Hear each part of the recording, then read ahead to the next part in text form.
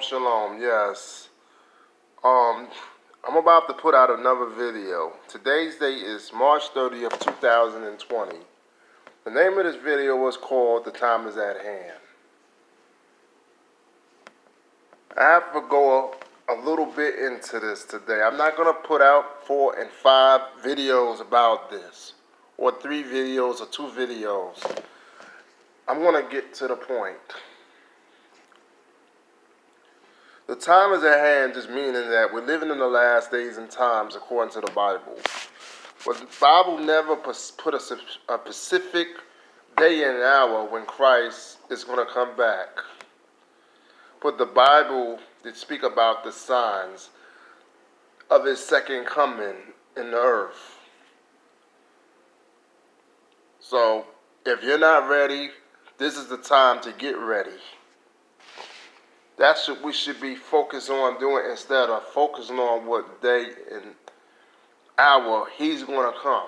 The Bible clearly said he's going to come back, but it didn't give a day and hour. It gives us some hints and some clues. For example, when you read the book of Matthew, the 24th chapter, it speaks about the signs of the second coming of Christ.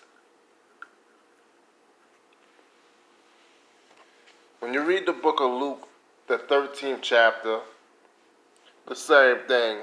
And Mark, the 21st chapter, which is in the gospel, the epistles, which is the good news. It speak about the signs of his coming. No man know the day and hour when he's going to come. He's going to come in a day and hour that no man knoweth not.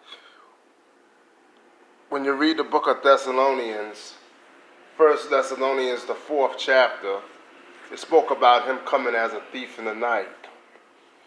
When you read the book of Revelation 16 and 15, he said he's going to come as a thief.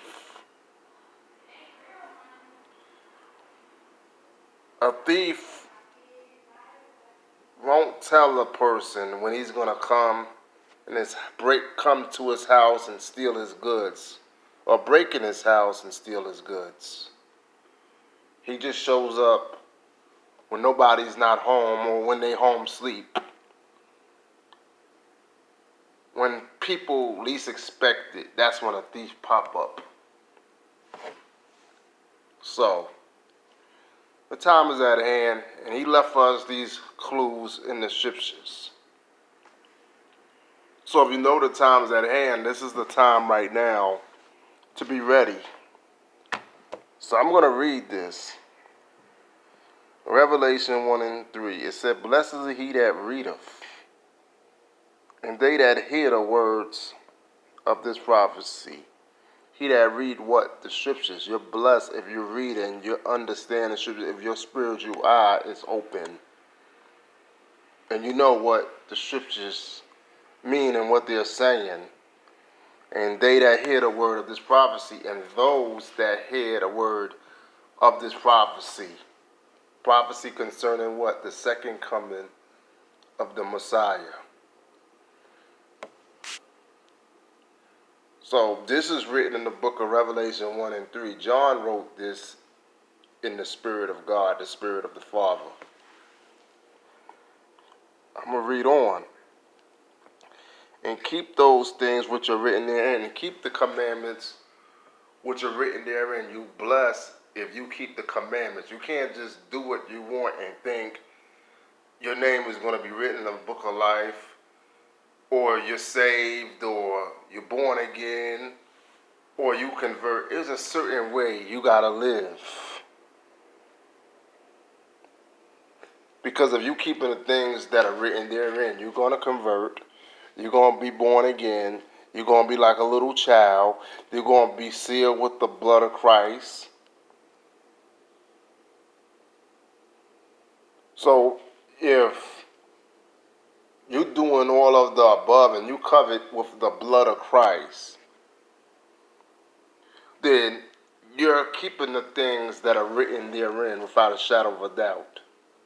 The commandments, because you can't just do what you want and think you're going to get in God's kingdom like that. No. There's a certain way you got to live. And by the way you live, you're going to be distinct from people out in the world. You're not going to be doing the will of the world. You're going to be doing the will of the Father. That's why I said, love not the things of this world. Love not the world, neither the things of this world. Any man or woman love this world, the love of the Father not. What is the love of the Father? The commandments. So if you love this world, basically, you're not following the commandments of the Father. Basically, what that means, simple as plain as day. So it put a distinction between God's children and the devil's children. God's children going to keep the things that are written therein, the commandments. They're not just going to do what they want. I'm going to read on. For the time is at hand and the time is near. We are pretty much in the end right now. If you're keeping the things that are written therein, you ain't going to live like how the world live. You know, you're not going to care about this world. You're going to do things that's contrary of the world. You ain't going to be living in sin, walking in sin and committing all kind of sin. And when you do sin, you're going to ask for forgiveness, because the people in the world ain't going to do that.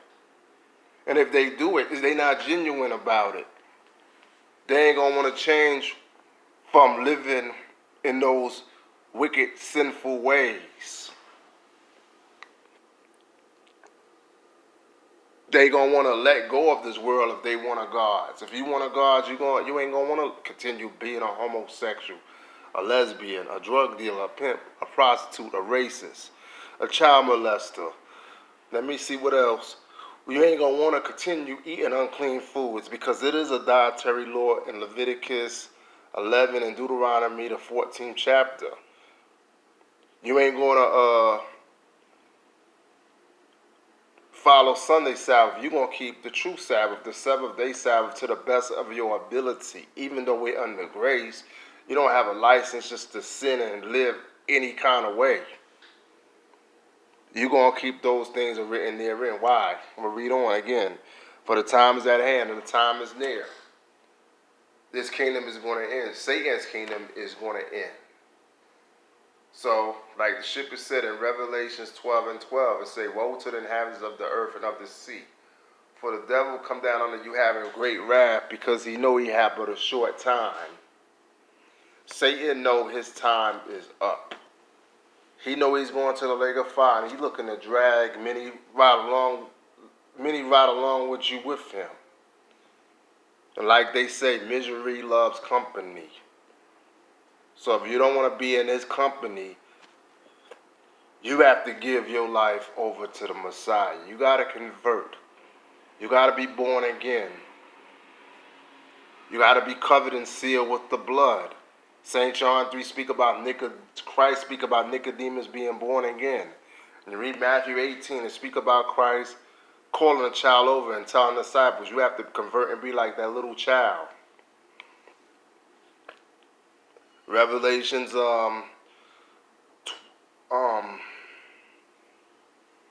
Revelations 12 and 11 said the only way we can overcome Satan is by the blood of Christ.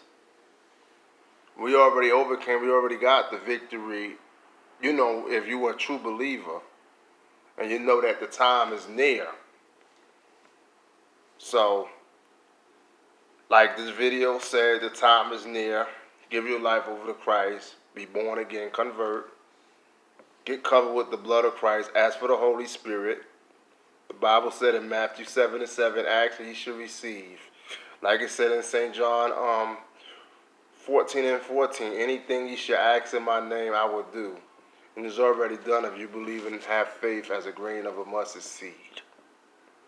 Through your faith, you can move mountains. All you got to just do is believe on him, like the shippers say. And whatever your request is, it will come to pass. So I'm going to close out with this video. Till the next time, shalom.